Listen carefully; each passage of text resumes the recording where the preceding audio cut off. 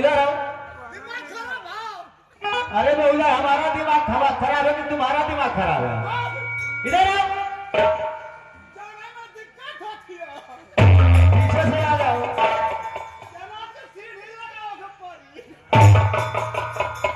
इधर आओ, ये बताओ बदतमीज करके कि इसको देख करके भाग क्यों रहे हैं? क्यों भाग रहा हो? आखिर क्या बात है? ये सब खींच रहा है। खींच रहा है? खींचा था। अरे भाई इसमें बिजली थोड़े लगी है। हाँ खींच रहा है। खींच रहा है? हाँ पकड़ा मत, इनका थामे का आदत हो गई मास्टर साहब।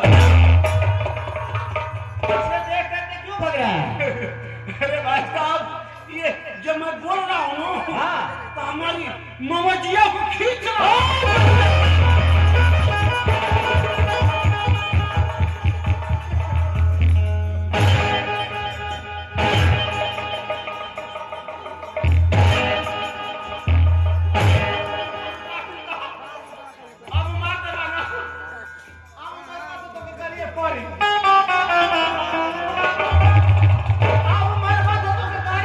हमके गाड़ी पड़ी? अच्छा तू कैसे बताओ? हाँ हम तू में पढ़त रही। अच्छा जब हम पढ़त रहे जब लड़का लोग जाए स्कूल में तो ओके बातें छोड़ गई। अच्छा। लेकिन सुनिए खींचे तो जानती काहे खींचा था?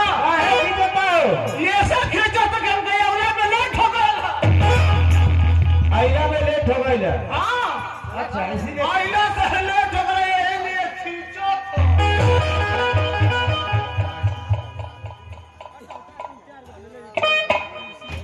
सीधा ये डॉक्टर साहब sit down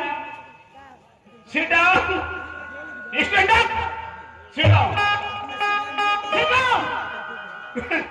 ये कुछ जाना उसकी पढ़ले लिखले ना।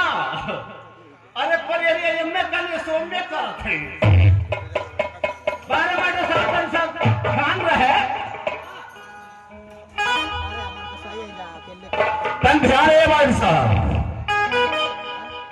ये सरकार देखिए ज्यादा समय न ले 5 मिनट का आप लोग समय ले माइड साहब।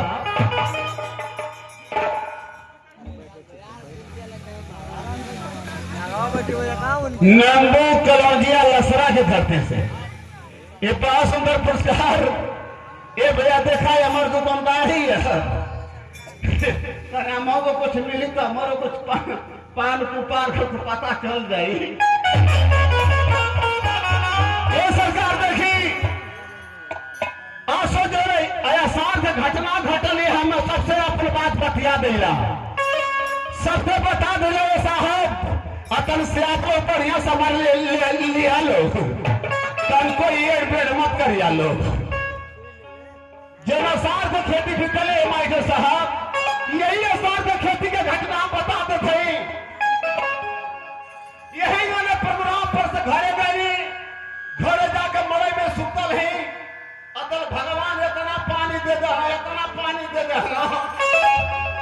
कि हमारी खेत का पानी तुम्हारी खेत में तुम्हारी खेत का पानी हमारी खेत में लगल पानी है फिर होके अतल बाप निकल गया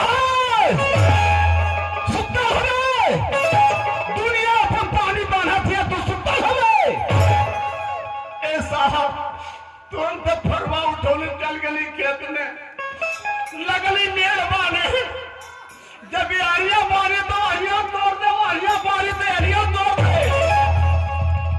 अब वही में गरम से भीग गई हमके हो गल बुखार ये सरकार जब बुखार और घर वेली लगली मारका पे लगली इल्ले तो बाबूजी लिया के मार 3-4 गो कमरा उड़ा दे आई हमार बोर भौर जाई ओके देखबा त हाथी तमाने पूलिया के 3-4 गो जाई उड़ा दे